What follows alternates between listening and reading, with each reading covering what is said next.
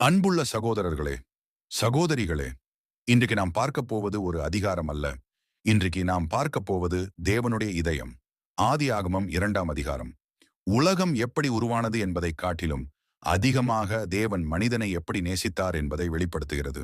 வேதாகமம் சொல்கிறது, தேவன் தமது எல்லா கிரியைகளையும் முடித்த பின் 7ஆம் நாளில் ஓய்வெடுத்தார். அவர் சோர்வடைந்ததால் அல்ல, அவர் திருப்தி அடைந்ததால். அவர் உருவாக்கியது எல்லாம் மிகவும் நல்லது என்று பார்த்ததால்.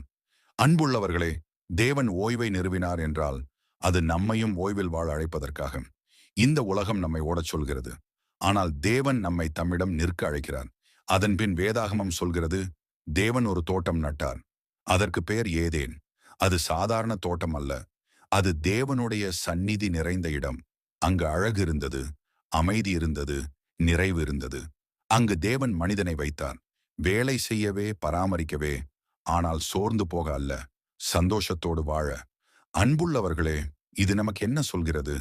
தேவன் மனிதனை வெறும் உழைப்புக்காக உருவாக்கவில்லை, உறவுக்காக உருவாக்கினார், தம்மோடு வாழ. பிறகு வேதாகமம் சொல்கிறது, தேவன் மனிதனை பூமியின் தூளால் உருவாக்கினார். பிறகு தமது சுவாசத்தை அவனுள் ஊதினார். அப்பொழுது மனிதன் உயிருள்ள ஆவியானான். இது மிகவும் ஆழமான உண்மை.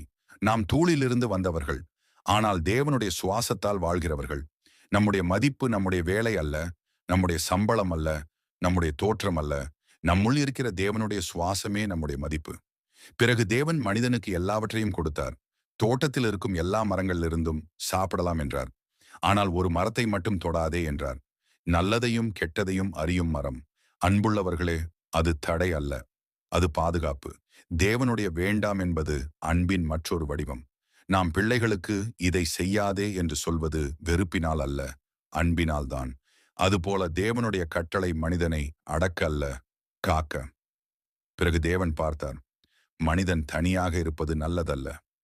இது தேவனுடைய வாயிலிருந்து வந்த முதல் நல்லதல்ல. அதனால் அவர் மனிதனை ஆழ்ந்த தூக்கத்தில் ஆழ்த்தினார்.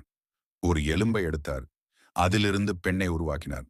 அவளை மனிதனிடம் கொண்டு வந்தார். மனிதன் சந்தோஷப்பட்டான். அவர்கள் ஒருவருக்கொருவர் பூர்த்தி. திருமணம் தேவனுடைய சிந்தனை. அது ஒரு உடன்படிக்கை, அது ஒரு பாதுகாப்பு, அது ஒரு ஆசீர்வாதம். அவர்கள் இருவரும் நிர்வாணமாக இருந்தார்கள், ஆனால் அவர்கள் வெட்கப்படவில்லை. அங்கு குற்ற உணர்வு இல்லை, பயம் இல்லை, மறைவு இல்லை. தேவனோடு திறந்த உறவு, ஒருவரோடு ஒருவர் திறந்த உறவு. அன்புள்ளவர்களே, இதுதான் தேவனுடைய ஆரம்ப கனவு. மனிதன் தேவனோடு நடக்க வேண்டும், மனிதன் தேவனோடு பேச வேண்டும், மனிதன் தேவனோடு வாழ வேண்டும். ஆதியாகமம் 2 ஒரு பழைய கதை அல்ல, அது ஒரு தற்போதைய அழைப்பு. தேவன் இன்னும் அதையே விரும்புகிறார், உங்களோடு நடக்க, உங்களோடு பேச, உங்களோடு வாழ.